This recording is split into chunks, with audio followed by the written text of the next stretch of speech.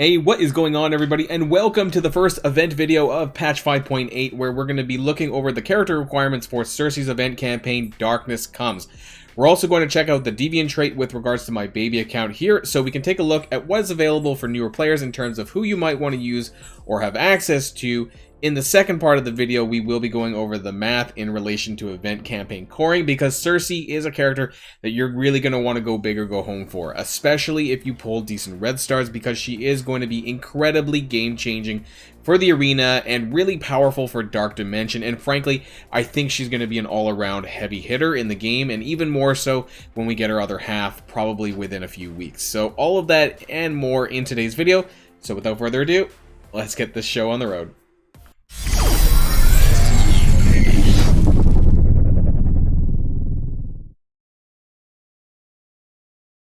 Okay, so here we are at the top of my roster for the Defiant trait. I realized that I never actually bothered to promote Ghost after some red star pulls, so let's do that really quick.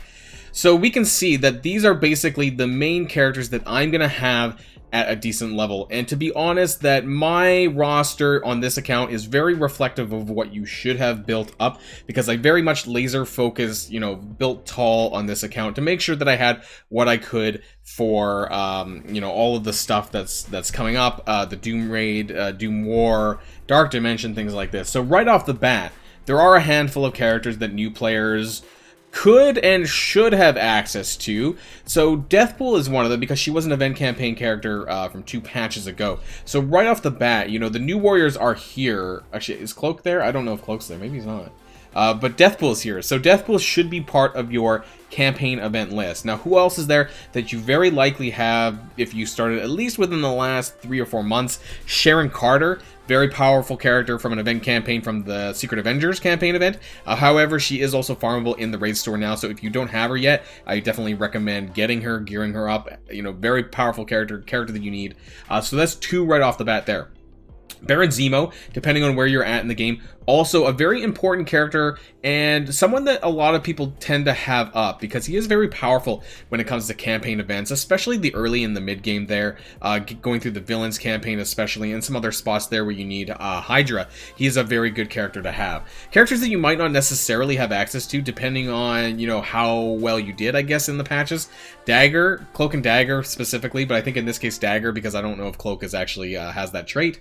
Symbiote Spider-Man, you may not have access to either. I actually just unlocked him, so we're going to be talking about this in a separate video when I do an update for my baby account. So if you are watching and wondering about that, we will be talking about that at a later time. I wouldn't necessarily recommend Silver Samurai for newer players. Ghost is someone that you could be using, so Deathpool, Ghost, Sharon Carter, Dagger, Symbiote Spider-Man if you have it, Shang-Chi maybe as well, actually you could be doing, and Baron Zemo. So right there, that gives you about an option of 7 characters if you have them. Nebula, if you were still sort of building the Infinity Watch, although at this point, I honestly think that Infinity Watch is slowly coming to an end. Is Nebula worth building? Right now, I don't know if I would really take her past level 70. I've just been doing it because that's been part of the arena meta as it sits right now. But once we get both of the Eternals out, I honestly don't think that they're going to continue to be as meta as they once were. Now, beyond that, you can see I have quite a few other characters that I haven't bothered to level. So these are characters that you're probably not going to use. If you unlock Sersi and if you need to, for hard mode, if you need an extra character with the same trait, then yeah, I would, unlock Sersi and use Sersi in her own event for the hard mode if you're just going through medium and you need more characters for hard mode, that kind of thing there. But otherwise, there's a lot of trashy characters that I probably wouldn't bother with. Star-Lord, Daredevil, Yondu, all these characters on the bottom of the barrel. There's a reason why I haven't really touched them. Only other exceptions, maybe X-Force, Negasonic, and I don't know. I'm really scratching the bottom of the barrel. I would really only touch the character, maybe Wolverine, if you happen to have built him for Weapon X. Other than that, I wouldn't touch anyone that's basically that I haven't touched. If I've not touched them, that means they're not worth gearing, to be honest. Hela, Shang-Chi, and anything above here. Killmonger, actually, because he does triple for flash events, for the Skill Military event, the Chaos Theory, and the Payday event. So, these are some of the best choices here. Sans Silver Samurai here, but all these other ones are viable choices for you for that. So let's double check, though, and let's look at the orb. That's why I want to, before we go to the math, though, I want to go to the orb once again for the Defiant orb. This is the event, so let's take a look at the center pillar. Who's in here and who's missing? So I did look at this in the preview when we did our overview of patch 5.8. So we have characters like Ghost and Hela, and we actually have, I believe Sharon Carter's in there. She's farmable now, so why not, right? But in terms of characters that aren't in there, there's no Shang-Chi. So maybe a little bit surprising. No Deathpool, no Dagger, of course. None of the newer characters over the last 2 patches. No Silver Samurai. So while there's quite a few characters available, there's also a lot missing from this orb. Is it a better orb than Silver Samurai's orb? Yeah, it is. Are the characters on the screen in the orb? Yeah, they are, for once. Sharon Carter and Hela. There have been orbs in the past, you know, that had Cap Sam pictured, and he was, I believe it was Cap Sam and Coulson on an orb. I forget which orb, but anyways, they weren't anywhere in the orb. In Kestrel and things like this I've seen before. So as far as campaign event orbs, it's slightly better than Silver Samurai. Is it the best? No, it's not. There's quite a few characters that are missing from the orb, but it is what it is, and at least it's a little bit better. So let's head on over to the math, where we'll talk about how you're going to get a 5 yellow Sersi, because that's what you're going to want to aim for if you possibly can, if you have the cores left over from Omega Red, because that was recently as well. Alright, and here we are in the spreadsheet section for the video, and just to remind people that this is for the Darkness Comes Sersi event campaign, which is going to be lasting about 15 days. So this is very typical. They haven't changed the duration of this for some time, so this should be about the same as other campaign events.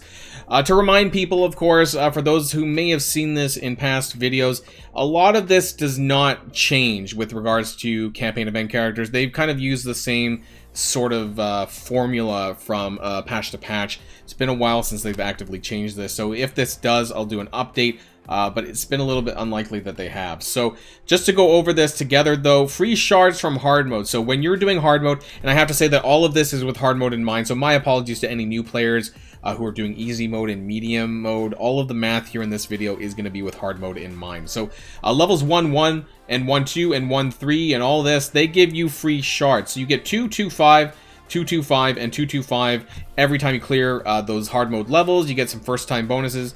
That brings you a total of 27 shards. What's nice is that Sersi is a 45 shard character unlocked, so actually after clearing hard mode, you're over halfway to actually unlocking her right away. You kind of just need like a lucky center drop or a couple of more orbs to actually get her unlocked pretty early on. Probably within the first 24 hours, you'd very likely get her unlocked. So obviously, there's 2,000 fragments per orb, and we're going to talk about the available fragments per day in hard mode. So if you do all of these levels, 1.1 all the way up to 1.9, you get 5,400 fragments that are available at the cost of 900 energy, which is equivalent to about 2.7 orbs every day if you just do hard mode. And when we get into the math, we'll talk about why that's important. Now, in terms of energy generation, this is a little important as well, just to keep an eye on you know, how much energy you actually do get for events day to day. So you get 288 free-to-play energy. Now this is your 12 energy that you get per hour times 24 hours, and that's 288. You do get three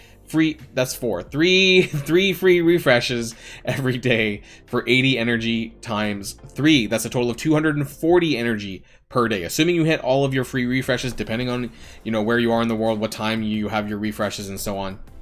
Now for cores, if you do your 50 times 4, or you know, just the 50 core refreshes, you can do it 4 times, and that'll get you a total of 400 cores. And when we get to one of the scenarios, we'll see why that's important, but that gives you a potential total of about 928 energy. So that's basically what you can do, kind of like free to play. I would say that, you know, while people can go obviously above, you know, to 100 core refreshes and things like that, this is kind of the average that most players do tend to do.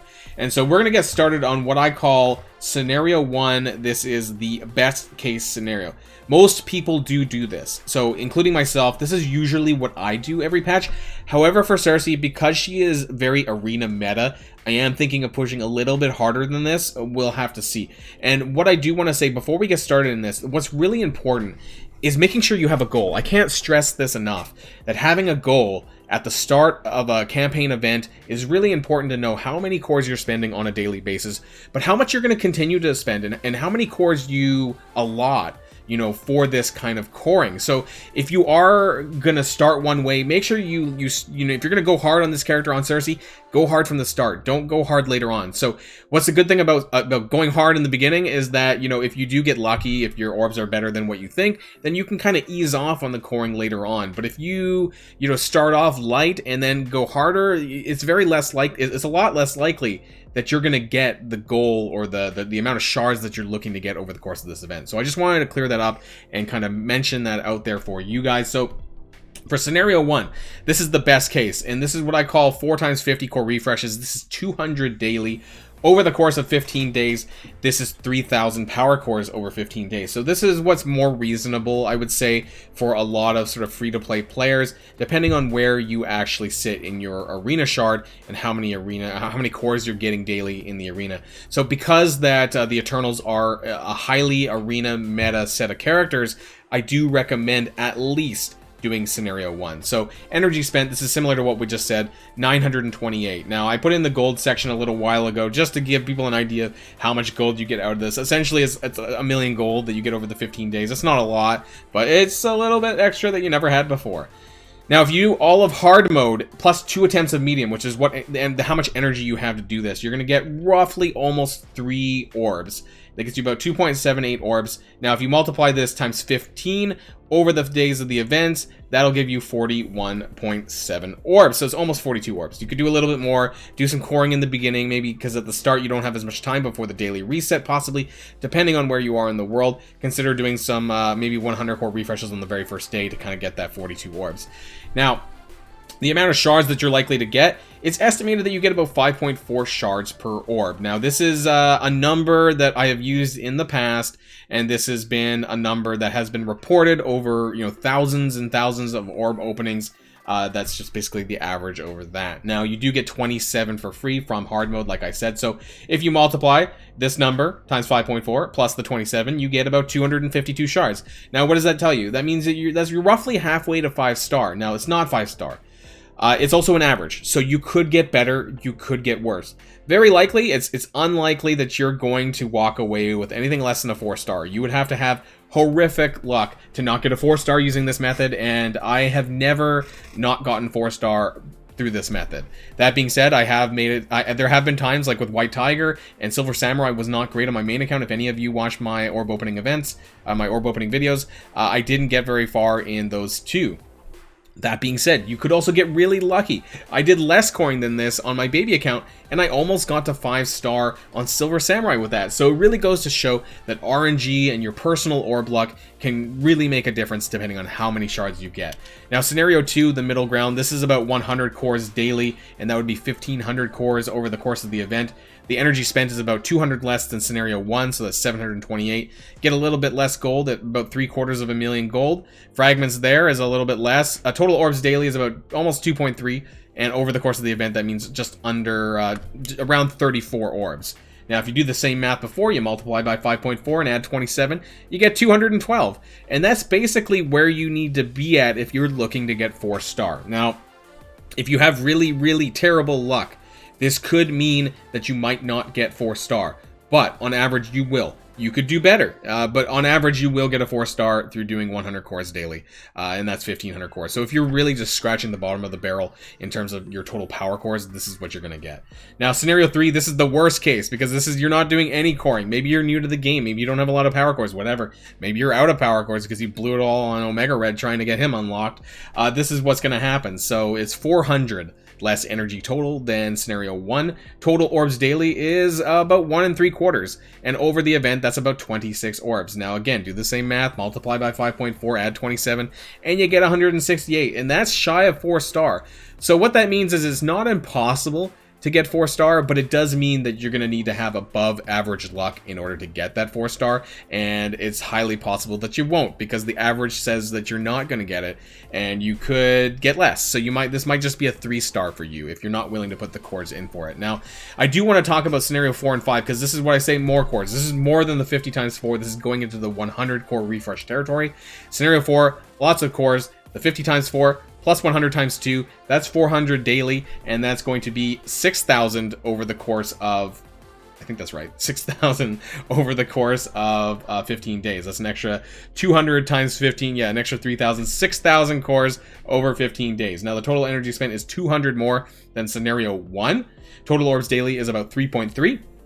Total orbs of the event is basically 50. It's just shy of 50. You might need to do like 1 or 2 more refreshes on a random day to get those 50 orbs. And your estimated shards is quite close to 5-star, but not quite there. 296. So again, the same math as before. What that means is if you're lucky, you might get 5-star. If you're not lucky or on average luck, then you probably won't. And that's why we need to go to scenario 5. And that's lots of more cores. Now, I haven't recommended this since Phyla-Vel, because Phyla-Vel was part of Infinity Watch, very important for the arena meta, where I did actually recommend you to do this. Now, this is 600 daily, but this is a lot.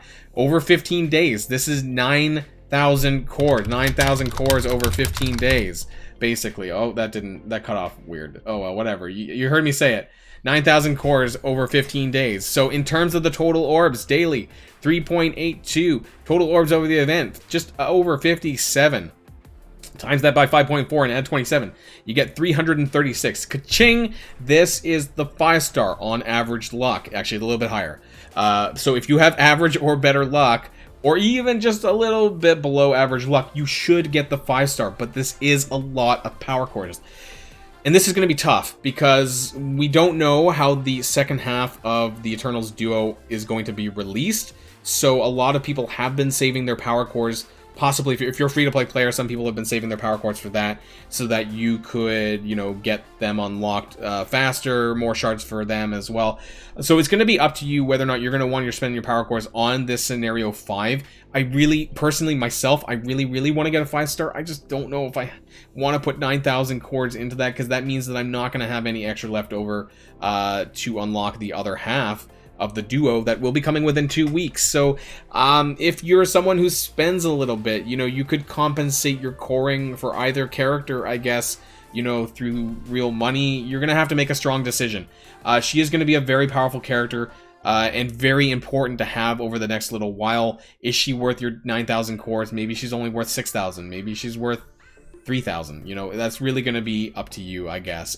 So all the tools are here for you guys, but decide very early on. Decide at the start of the campaign how hard you're going to go and push that every single day. You know, if you're looking for a certain goal, whether that's 3-star, whether that's 4-star or 5-star, you need to start right at the beginning. So I hope that this is helpful, and I hope that you guys get the star levels you're looking for Sersi.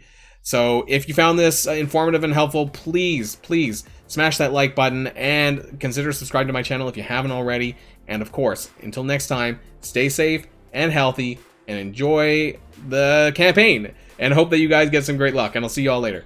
Boilon signing out.